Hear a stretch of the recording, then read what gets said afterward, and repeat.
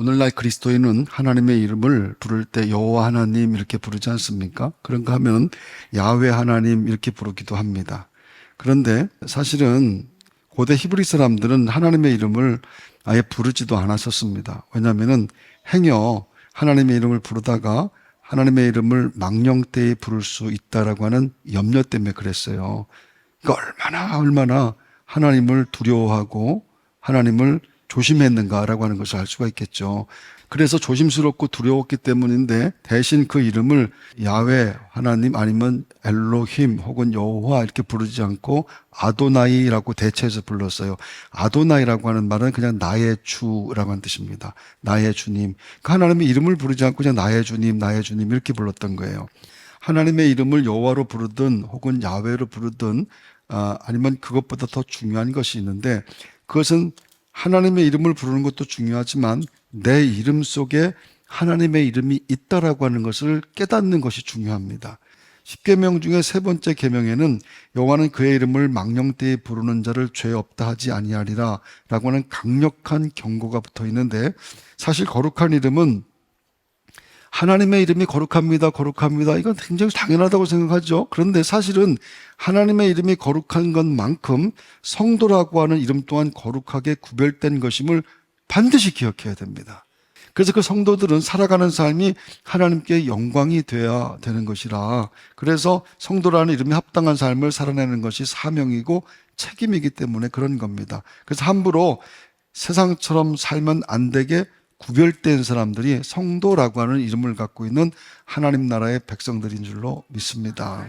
사람이 가진 특기 중에 하나가 이름 짓는 거예요. 이름 짓는 일은 하나님이 인간에게 맡겨주신 일이 맞습니다. 그래서 세상에 이름 없는 것들이 굉장히 많아요.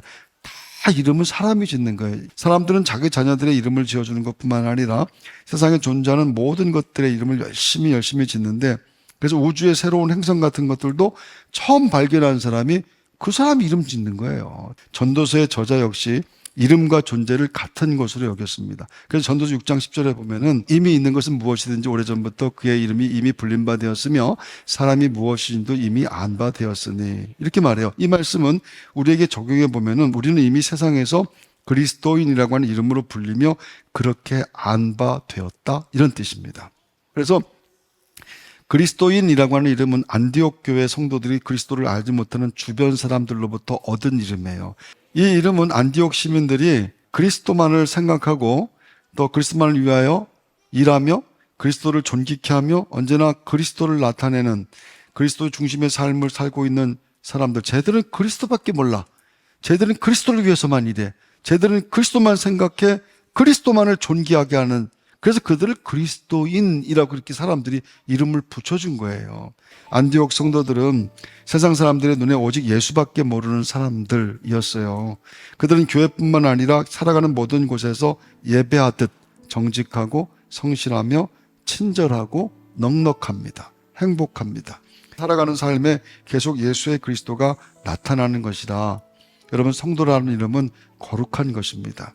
하나님의 이름이 우리의 이름 가운데 들어있다 라고 하는 것, 그 이름으로 사는 삶이 세상의 소금과 빛이 되지 못하면 세상 사람들과 똑같은 욕심과 탐욕으로 사는 것이라면 그게 바로 하나님의 이름을 망령되이 일컫는 세 번째 계명을 짓는 죄라라고 하는 겁니다. 여러분들이 성도라고 하는 것, 그리스도인이라고 하는 그 거룩한 이름에 진실한 그런 믿음으로 살게 되시기를 바랍니다.